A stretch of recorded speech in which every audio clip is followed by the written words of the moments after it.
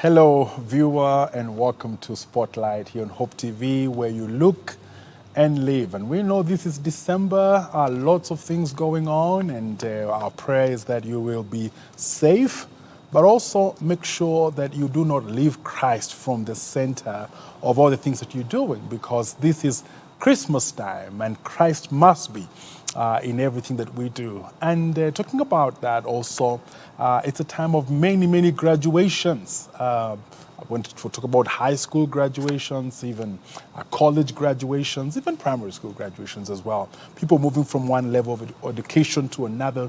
And one big question usually is, how do we move? For instance, a college student, you've just finished your undergraduate program and you're trying to ask yourself, how do I now move to a master's program? And even a more important question is, how do I get funding for it? And the scholarship question is always lacking around our thoughts. And that's exactly what Spotlight, this edition, is going to be engaging, how to obtain and maintain a scholarship, especially for higher education. And we are so glad to be joined in our edition of Spotlight by a person who is a beneficiary of scholarships, but at the same time is very passionate about just supporting other people also get into the scholarship line. She is a development expert, but also a PhD student in the West Virginia University. We'll hear more about her. And again, as always, you are welcome to to be part of this conversation by giving your comments on the WhatsApp line provided on social media platforms. And on this Spotlight, we want to welcome our guest, that is Agnes Mathenge. Welcome. Thank you for having me, Dr. Reverend Edward Furry. Oh, okay. Yeah, we're happy to have you. And thank you for also just taking up a very important role. Because you see, like the area of scholarships, most of the times you don't hear it being discussed in so many places. That's true. But it is a question that is always on most of the students' minds. And being here as a beneficiary of scholarships, also as one who is really passionate about supporting others in understanding the whole zone of funding in higher education, we're glad about that. Thank you for having me. So tell us just a little bit about yourself. So like you said, my name is Agnes Kakenya Mathenge. I started my educational journey at St. Teresa's Girls Primary School. It's a school that's right smack in Mathare there. And I had the benefit of good teachers who saw something in me and just pushed me, like they helped me write on my form, Kenya High School, because they saw that the journey I was taking, an academic journey, they could see a bit further than I did.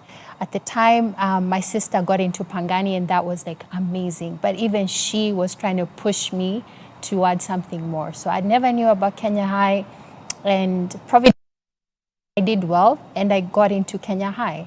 And so when I was in Kenya High, I was exposed to this environment where people were not only choosing University of Nairobi, but they were thinking of schools outside of Kenya. And for me, that was a very different atmosphere, you know. And I remember visiting my guidance counselor teacher and just asking her, how do people go study abroad? It's expensive, but how do you do that? And she just mentioned their scholarships. So you start working towards them when you finish school or even before. And so I still did the applications like everyone else did when you have to choose universities to go to. And mine was University of Nairobi. I knew already from a rather young age that I was curious about how economies work, and I wanted to go and study economics. And so I applied to do economics and statistics, and I did get into the first choice. However, when I was at University of Nairobi, this bug still continued biting me. I wanted to study abroad. Let's stay with that. Let's Yes, do that a little bit, yes. because you've mentioned something about maybe hearing for maybe the first time when you went to Kenya High. Yes. You saw people are don't just have a local selection. Some are talking about other institutions. Yes. Now, I'm just trying to think about how you process that moment. Did you feel like this is a whole new world? Did you feel like, what are they talking about? Did you feel like, I mean, maybe that's not for me? How did you process that? I'm asking that because many people would think that that kind of thinking is for others. Yeah. And it's true. You could think of that because maybe someone else would argue it's because I went to Kenya High and then I found out that I could study abroad. And to some extent that is true because my eyes were opened when I was there because other students, their eyes were not set on local universities. So there's an element of ambition that also rises up because I knew that there's no way I could afford paying to go to those universities. So getting a scholarship was my only ticket out. And so there was an ambition that was also... You're calling it the bag. The bag. Yeah, it just came. And I wanted to try. I wanted to see... They were so determined. They knew they were going to do school abroad. I wanted to do that, but I needed to find a way that would help me do school abroad. Yes. All right. Yeah. And I think that I think it must have been a very quick learner because for you to get this exposure that the other institutions abroad that you can actually, and if you align yourself and realize that I can actually get to them, and you start thinking about the how. Right? I think that was a really quick, what you can call like learning curve. It was really steep, right? Because there are people who like right from primary school, they are already talking about, I mean, they don't even have a selection of local universities. Like, they're exposed to this so early, right? But let's stay now with your journey abroad and the scholarship factor. Yes. Tell us about that. So, like I said, I did get into Nairobi University. And most of us were excited to actually get into Nairobi University. It's one of the best universities in Africa, even in Kenya. But I remember my first class, I went and I sat outside. It was very full. And I was excited, I wanted to learn, right? But the class was outside. And the subsequent classes ended up being very full as well. And I knew that if I really, really wanted to do well, there's no way I think I could have been able to do that, at least that first year. Because all my classes, I was either sitting behind because they were very full, or some I would sit outside, there was no space. So that bug grew even more. I needed to find, because some of my friends were going to MIT or Yale. I heard about the people we went to Kenya High with. And so I met one of the girls actually going to Yale, and I just asked her, how are you doing this? Like, how did you get an admission to Yale? And on top of that, it's fully funded. She just needed to show up, and that would be it. And so she introduces me to this organization called Zawadi Africa that's founded by Dr. Susan Boya. And that's the genesis now of this cycle. So they went, I went to their offices, and I just told them I had this desire. And they were impressed by that, but that was not it. I came to learn that there was a whole journey I needed to embark on. It wasn't just enough to be like, here I am, I want to go study abroad. I kind of got good grades, so now take me abroad. There were steps that I also needed to follow to secure an admission and a scholarship as well. Right. So there was like an accumulation of information. Yes. That supported your journey. And I think that when I'm thinking about many people who want to study abroad or think about it, stop at not asking questions. Yes. I mean, you have the desire, but you block yourself. Yes. No, but now, Agnes, the culture has changed now. More young people especially are now thinking about going abroad. Yes. That's almost now, people are like going to school knowing that I don't want to study here, I want to study abroad. And there are more people now who study abroad. My question would be, why do you think this is so? I think there might be three reasons why. One, in my interactions with young people, is that there's this disillusionment with the current state of affairs. And some young people feel like this place worked for, especially when you talk to millennials and some Gen Zs, they will say this place worked well for the people before us, but for us, it doesn't seem to be really working well for us. And so if I go study abroad, maybe that's my ticket out to experience another place, another life, another education system, you know. I have more agency in choosing that for myself. And there's also now disillusionment now with the system itself. I'll give an example. I met this young girl. She has a passion for nursing. In fact, when she's done with school, she goes and volunteers in homes and even taking care of people with disabilities. But because she didn't get an A in chemistry and biology, she's been locked out of pursuing nursing, and the course she's been called for is PR. Now, her options are limited. She could go pursue PR and later find out that that's a passion of hers, but this seems to be someone who already knows what they want to do, but they're locked out of that system. And unless they bridge and take these exams again and pass, they'll most likely stay with PR. So there's that, you have that group of people. And then the third one is the ones who just want to discover a world outside of this place. Kenya is quote unquote local for them, and they just want to experience what the world has to offer. The world has become very small now. In fact, my nephew, when I was pursuing my education, just asked me, why can't you just do it online and get to travel anywhere else, you know? So the world has shrunk in that people are exposed to a lot of things. There's digital nomads, and so there are people who are thinking, I could relocate and move to Bali and have a life and still connect with people in Kenya. So I don't have to be stuck here in Kenya. And stuck, I just mean like live here all my life. So I think those are three reasons maybe why we're seeing like that increase as well. Yeah. And I think well put. Presently in the political space, Yes. one of the things that the government is doing to increase jobs is to look for opportunities abroad. It has been mentioned over and over again that we want to go abroad and look for jobs for Kenyans, and then we transport them there because they earn better money there, and also maybe they don't have to. We reduce their unemployment here. Do you think it would make a difference if the government worked more on scholarships abroad before even they start working on the jobs, or together with the jobs, work also on more scholarships abroad? Definitely. And that's a strategy that's been proven to work from the times of Tom Mboya, because I went to the States for my first scholarship program. It was anchored under just the airlifts that Tom Mboya had begun. And the idea for that was that let's see if we can connect you to these universities abroad.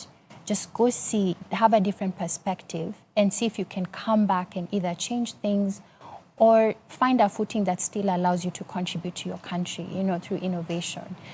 And I think that would be one of the ways that would work well. We went as quote unquote the second airlift, right? And I don't see why we wouldn't have a couple of those going on. And I do know the government has initiatives with other governments where they probably would give some scholarships like Japan, China, Turkey.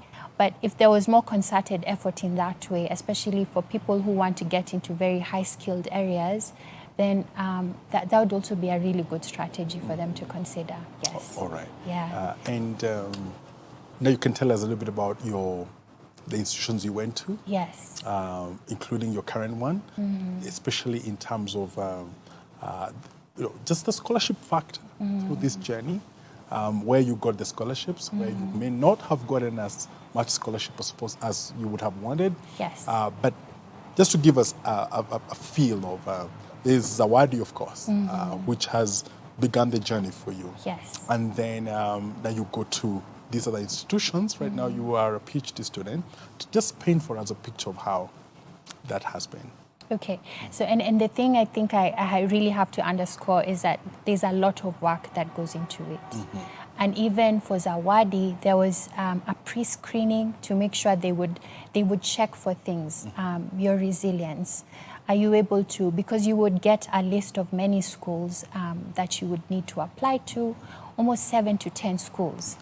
And the 7 to 10 schools require you to do some rigorous work for them. So, and once you get accepted into the school, now the school will be like, okay, we have funding for you. We can give you this funding. And for me, my case was the acceptance I got was Hofstra University. I also got some other universities, but the funding was not tied to me, so I couldn't attend those universities. And with that, the package was a full scholarship. So, and what do we mean by a full scholarship? A full scholarship means that they take care of your room and board. That's where you would sleep. They give you a card that you can access meals, right? And they pay for your school fees. In America, they call it tuition and fees. So literally, you do not have to spend a dime on your education.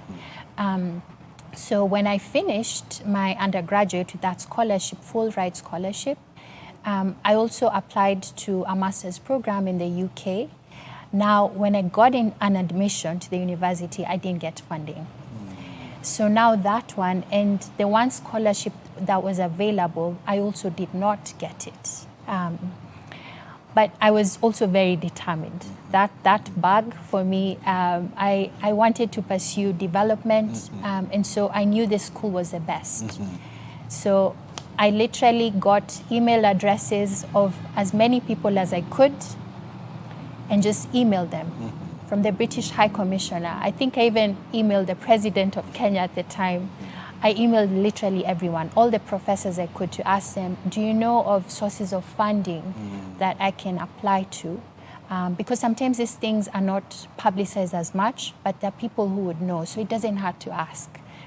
And it happens that after a month, I did get a scholarship. So they wrote me and told me there's a window of funding, you can apply to this, so I got that. And lastly now, sorry, for my PhD, again, the same scenario happened. I applied to a couple of universities, got in, but did not get funding. So for West Virginia University as well, there's something called a graduate assistantship. Now, in the US, a PhD student is someone who's hired, quote unquote, to do research. And so you need to apply for something that's called an assistantship that would allow them to pay your school fees and then give you a stipend so that you're able to work and do your research. And so when I got my admission, I just needed to find a couple of those. So I applied to a couple of them. I got one, I interviewed for them, and now that marks my journey as a PhD student. Okay. Yes. I mean, it's quite a journey. It is. And I think also the fact that at some point you didn't immediately get the scholarship. Oh, yes. That also tells it's something that people sometimes need to know that sometimes you may need a bridging time between the scholarship and getting in. You know? And but as we talk about that now, you did mention that when you're applying for scholarship, it's work. Yes. It's not something as straightforward, like, yes, my name is so-and-so, give me money. No. Right? Yes. Maybe you can highlight for us, what are some of the key things that when you are applying for a scholarship, what are some of the things you should be ready for? Okay, first of all, right now, there are many types of scholarships, right? So if you're set on applying for a scholarship to study abroad, I think the first thing, first of all, is to determine what is it you're going to study, right? And you find in colleges like in America, you have all these things that you could study, which may be similar or not similar to what we're doing. So the first step is always to identify that.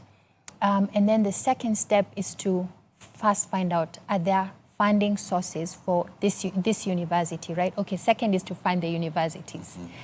List down all the universities that you are interested in.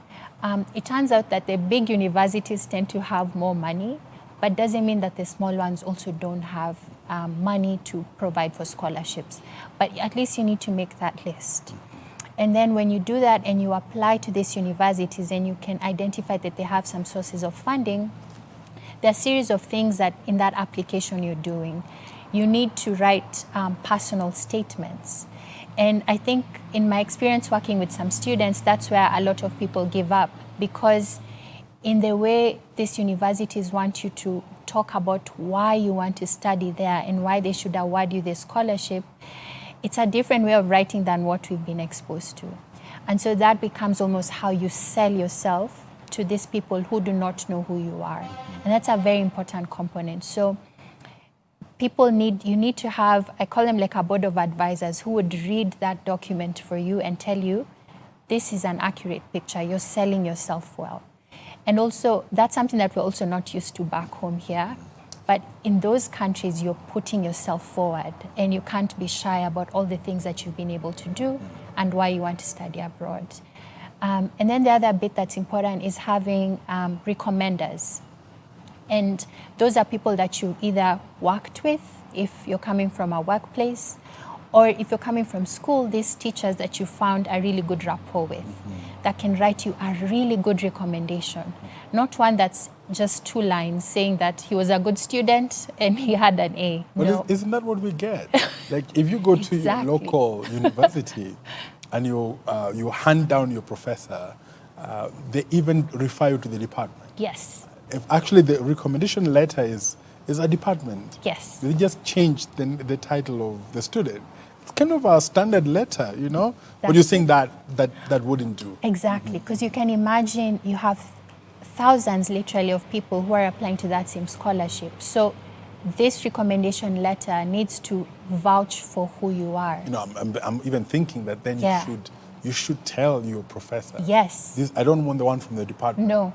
I want one from From you, and describing that to them, because and I find that professors or people who are going to recommend you would actually sit with you and try and find out a couple of things so that they can sit and write this letter for you. So that's what you're saying is very important, that you need to not just take the 2-line one and just go a bit further. Tell them to describe you and also to recommend your candidacy in the scholarship opportunity or even in this university.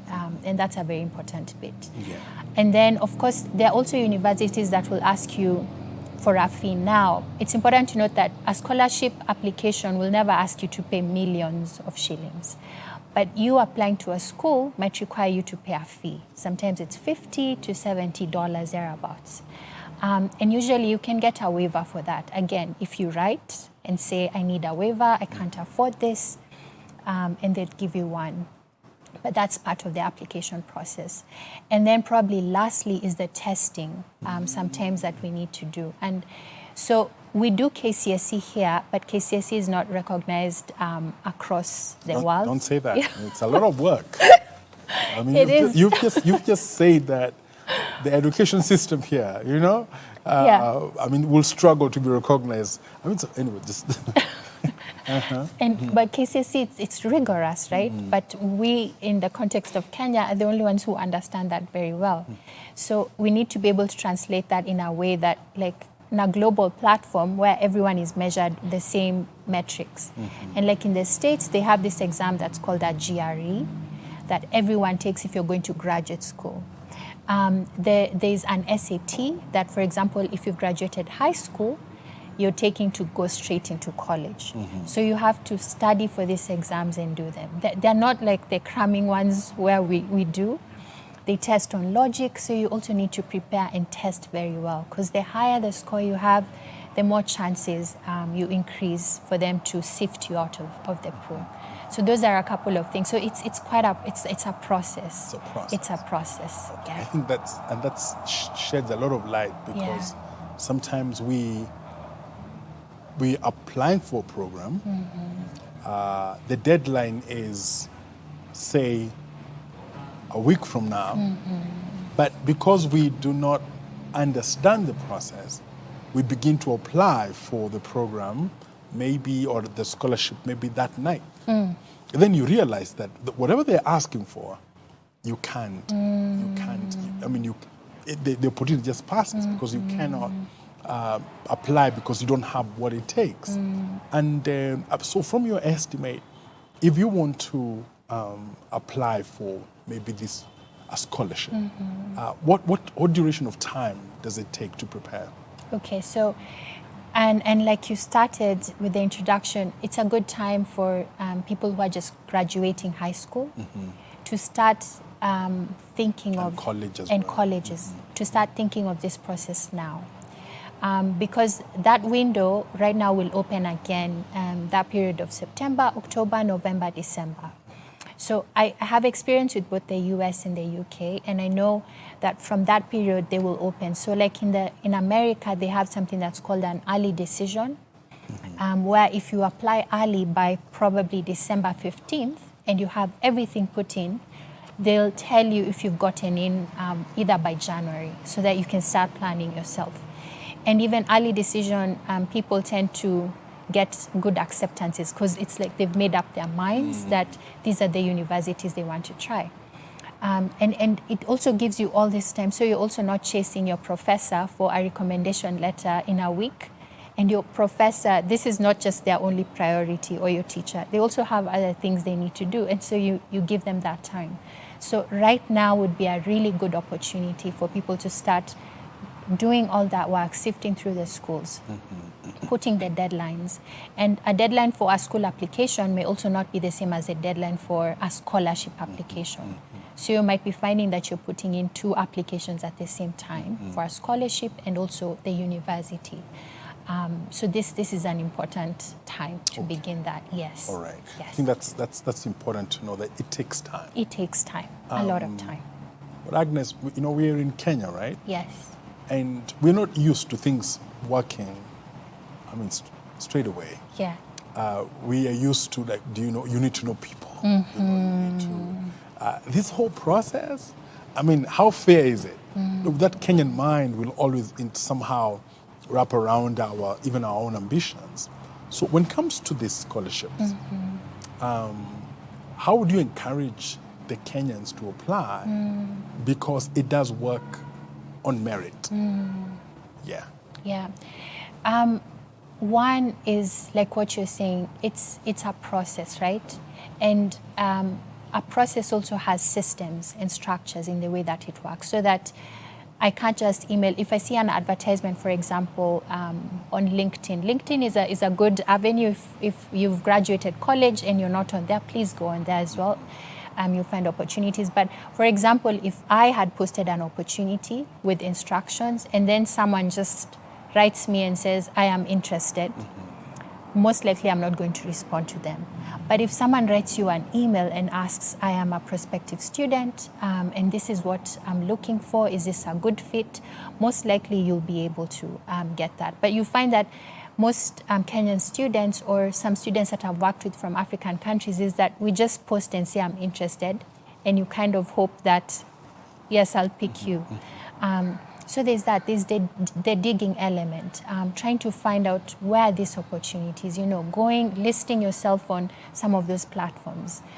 Twitter as well, trying to follow some professors or some schools, like if you're interested in Cambridge or Oxford or Yale or Harvard, follow those pages and see the information that they're posting, right? So that you can be able to take advantage of those opportunities that are there.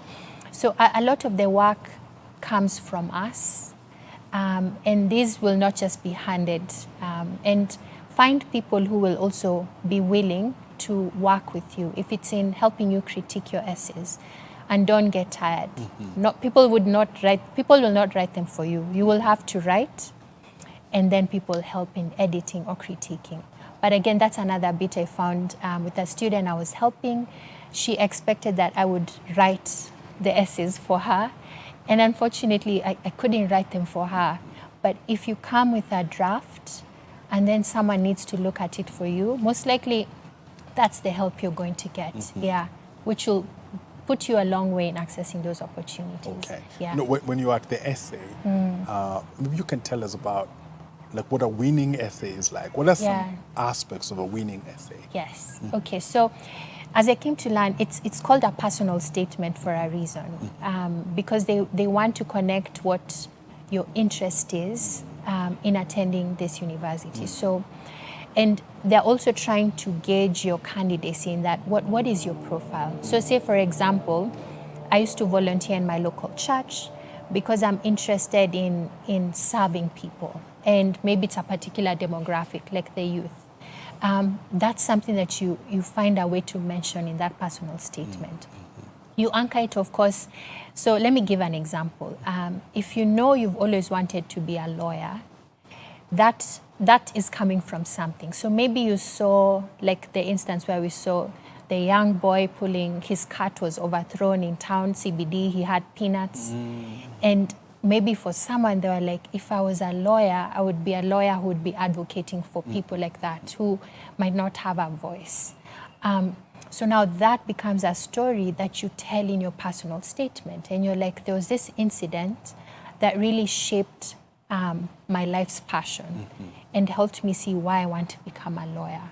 Now, you've connected that bit. Now you also need to tell them why you're applying to that university and not this other university. And from there, you've done a bit of homework. You go to their website, look at that program, see that because it offers small classes, maybe that's another appealing thing for you, or because it opens you up to the world. And you can write, so I want to do this program at X university because it's going to expose me to the world. And I know this is where I want to go. So it's a personal statement. It's not an essay on the state of the economy in Kenya, where it doesn't have a personal touch. So that's a winning essay. And of course, grammatical errors, that's a given, no typos, but really connecting this greater goal that you have to something life-changing and what you see it could be in your future if you pursue that education or get that scholarship. Okay. Yeah. And we'll talk about this when we come back after the break, but most of us, the way we are raised in this culture, there's a lot that we do, but for some reason we're not told how to sell ourselves. Yes. Like we like just say about these things. We say some kind of modesty that seems to be sometimes stand in the way of maybe essays like this. But also, as we talk about this, we are also encouraging brain drain. We'll talk about that. Okay. Viewer, we are talking to Agnes Mathenge, who is an advisor on many matters around scholarships for international studies. She's also a development expert and a PhD student. Lots of insights here. You want to stay with us here on Spotlight. Taking a short break. We'll be right back.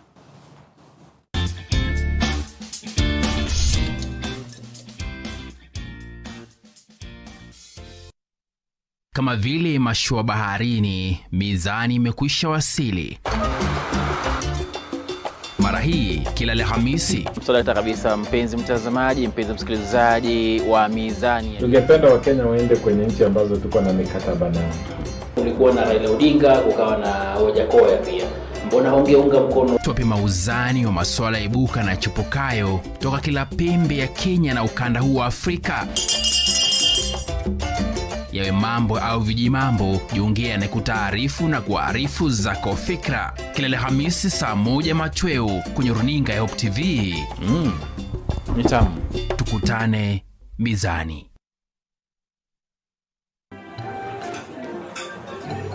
I've actually been trying to find a balance. It's been really tough and hectic, but everyone says once you get a hang of it, it becomes better, and I don't know, but I'm hoping to find a balance soon because it's really been hectic. But you've been in the job industry for a long time, so I think you would know better. Cindy? Huh? What time is it? I need to catch up on Leadership Forum. Did they have a radio here? Never mind. I brought my own. No way. You can't be serious. Wait, why do you have a radio and you can just catch up with the shows on Hope FM podcasts? Really? Even Meet of the One? Yeah. I mean, you can find them on whatever platform, name it. AfriPods, Google Podcasts, Apple Podcasts, Spotify, you name it. But I'm not subscribed on any of them. So no worries. You can just check out the latest episodes on hopemediakenya.org. You can now listen to select Hope FM programs on your favorite podcast streaming platform or directly on our website, www.hopemediakenya.org. Listen and live.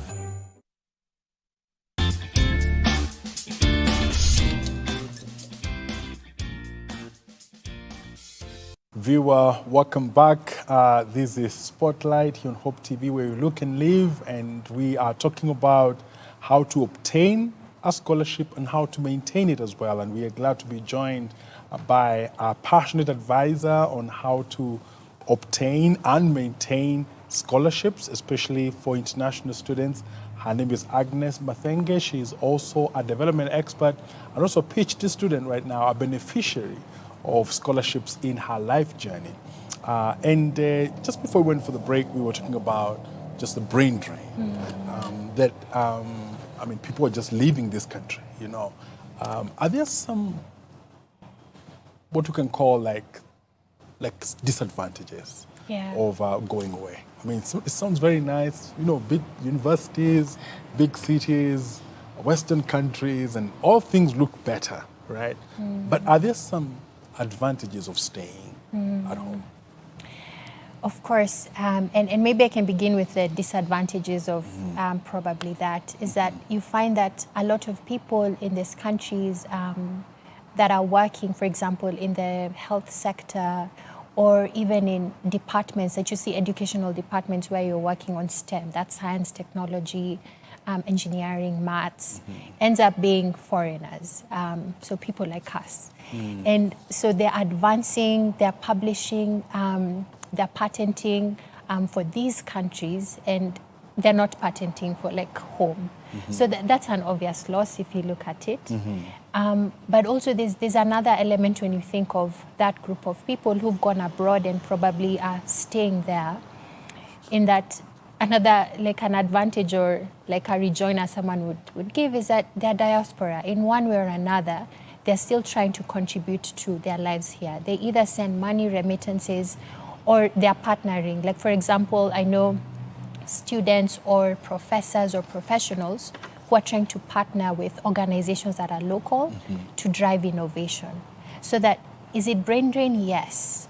To some extent also, no, because the world has become, it's a global village. And with technology, knowledge is not just confined to places now. There's a way it can be transferred. There can be partnerships that are had. But of course, in remaining in the country, the advantage you have is that there's a local context that you understand very well. And that sometimes you also don't need to leave if the change you're seeing is here. And we're seeing that especially with tech startup companies. Most of these people have not studied abroad, so they're used to the challenges that are here. And they're like, we need to find ways to fix them. So how can we fix the problems that we have?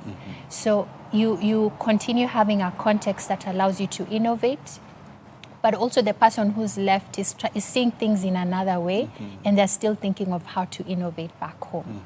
And other challenges that people don't talk about is when you get a scholarship to study abroad, you'll also start wrestling with questions about your own identity. And I'll give an example. So we identify in Kenya on basis of ethnicity. So race is not something we think about. And so here we are happy. Race here means like running. Exactly, yes. Race is running. Actually, the word race has nothing to do with color. Nothing. Yeah. But race in another context. It's another thing. It means you have to explain qualify what race you're talking about. Yeah. And so you're plunged into this environment where you are black. You knew it, but you have to live it as being a black person and embody that experience. And it comes with trying to understand, okay, what is being black? How do I navigate this space with that? And for the first time, you're also trying to prove, again, your intelligence, that you belong in this space, that you belong, and this is not home. So those are also some disadvantages that if you study here, you're not going to wrestle with. There you'll wrestle with. And some people, it makes you stronger, but for some people, they find out that environment is not for me, you know. That's the reality, and we have to speak about it. And part of even applying to study abroad is just recognizing that that's a reality that happens. You're going to go to a place that is not home, and people will tell you have an accent. You never knew you had an accent, but you have an accent in these places, you know. And so you learn how to speak. You mentioned something about how those spaces demand that you speak a lot about what you've done, achievements, right? And in Kenya, we kind of minimize them, you know. We have more of like this humility. But I learned you go into those spaces and they call it a false humility. They want you to talk about the things you've done or the things you can do. Mm-hmm. So you're also learning how to package yourself in those environments. I guess that could be an advantage, I think. But those are some of the things at a personal level and also at a national level that we do have to address when you're thinking about, scholarships, right. Studying abroad. Yeah, that's interesting. I mean, all those dynamics. Yes. And now they talked about race. When you're applying for scholarships, sometimes you have these notions at the back of your mind that scholarships are sometimes made to favor some people. Like, for instance, in this era of women, you feel that when you're a woman, you have a greater chance to get a scholarship. Yes. Or you feel like if you're a minority in one way or other, that you have a greater chance of getting a scholarship. Can you debunk that for us? So there's something that's been trending a lot. People are calling diversity, equity, and inclusion.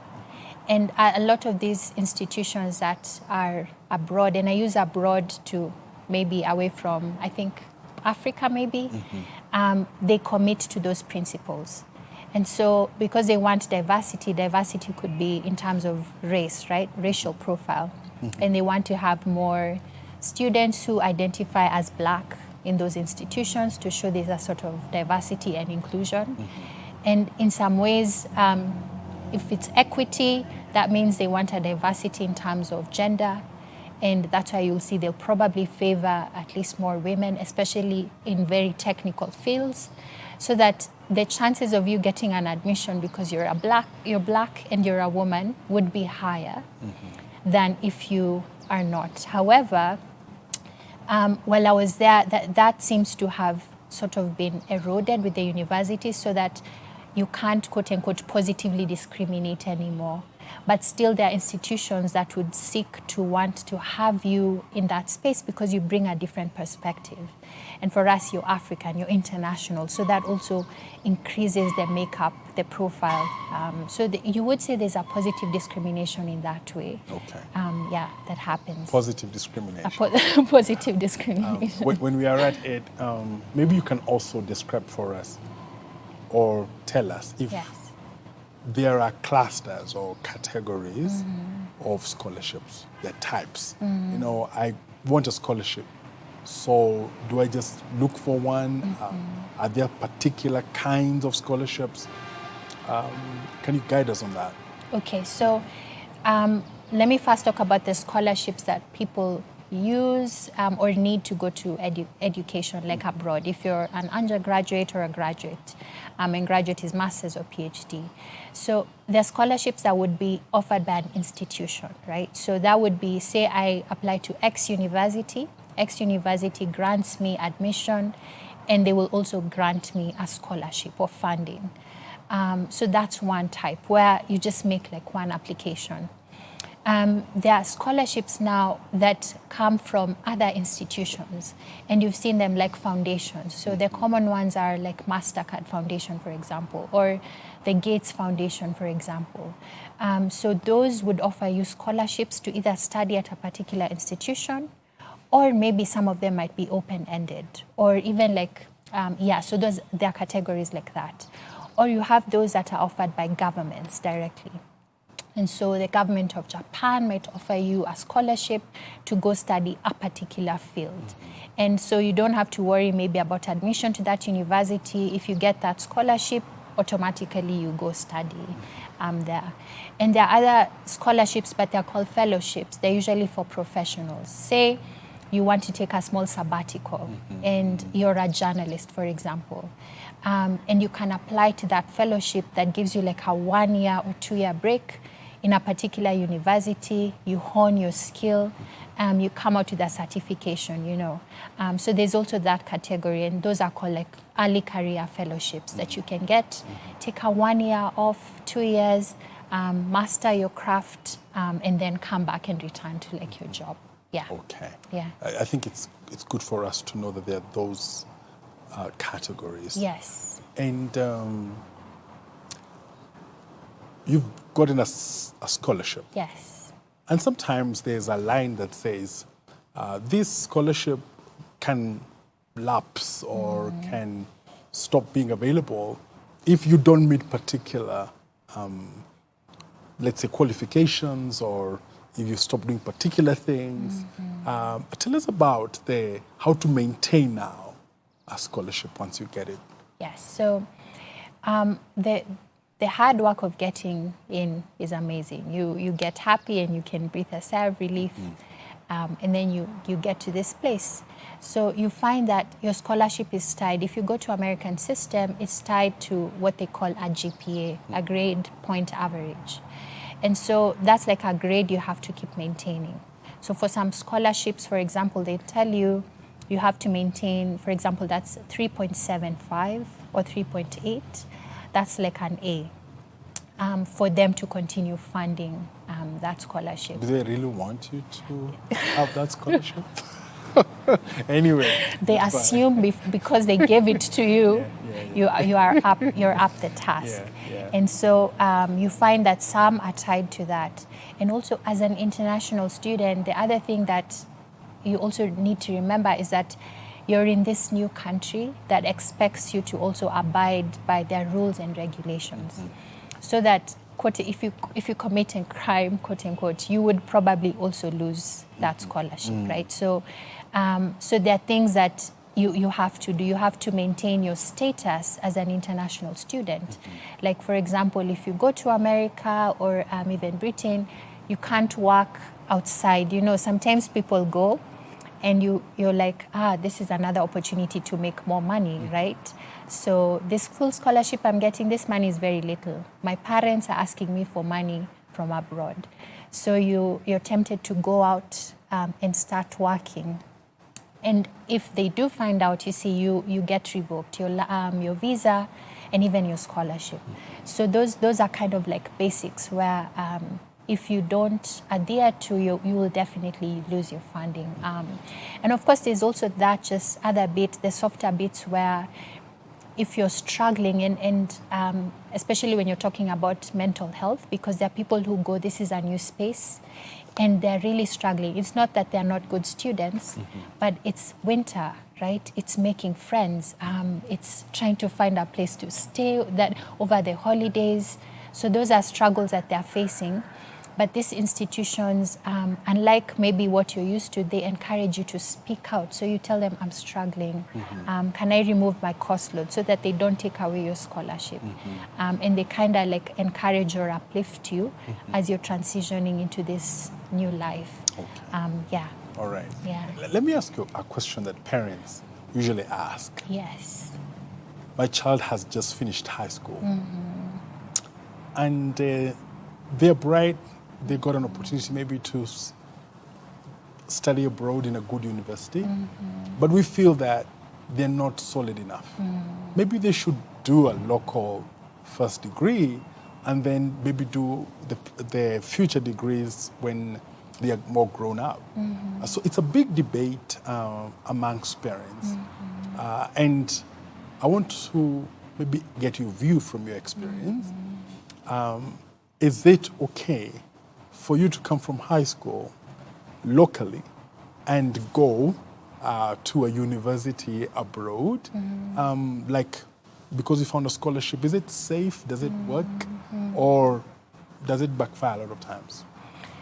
I may not have the data on how it backfires or not, but drawing from personal experience, I had what you would call like a 2-year gap period, where I went to a boarding school, so I stayed at home. with my family, and I had to manage like pocket money a little bit. They had to check and see, now that you're not going to school, let's see what you do with freedom, for example, where nobody knows what you're doing like the full day. Do you know how to manage yourself in that way? So for me, that period was very important. I don't know if it would be the case for other people, but I would advise that as a parent, if you know your child, you know their limits. For example, if they struggled a lot in boarding school, this is also going to be harder because they can't see you any other time. So what systems have you put in place to be sure that they can live an independent life, at least for a small period of time? And so if there are some of those concerns, then I think those are worth parents trying to address. So kind of building that resilience before you go abroad. Because when you go abroad, if you don't have family, like for me in my case, I really did not have family in that way. So I had to figure out systems on my own, how to do it. The experience of boarding school helped a bit, but also the 2-year gap was a good period. It does backfire for some other people who end up falling on substance abuse, for example, to cope. But it's very important to have an open communication and these channels where people can express and tell you if this is hard for them, if this environment is difficult. Yeah. So then it should not be an emergency. That Yes. parents should prepare their children Oh, yes. for independence, long out, Yes. not just when they are about to now go abroad or something like that, which is an important point for parents. Yeah, Now, and- finally, yes. And if I may, for me, I need to credit Zawadi Africa because these things, they did them for us. We had a program where they would talk about culture shock, what to do with it, So we just didn't land to America and figure out what to do. So we had that basis, and I think it's very important. I try to do that for the people I meet, to just prepare them for what is coming. Okay. Yeah. And we're going to end especially with just that same point. Yes. That you try to help Yeah. the people you meet. Once you are a beneficiary of a scholarship, at whatever level, what do you consider the right response? Over time, you were educated by funds from others, people you may know or not know, and now you're here, you realize that. So what should be the right response? I think the right response is to try and pay it back. And it can be paying it back in our local context. Scholarships don't just have to be away. They can even be high school scholarships that you're providing for people.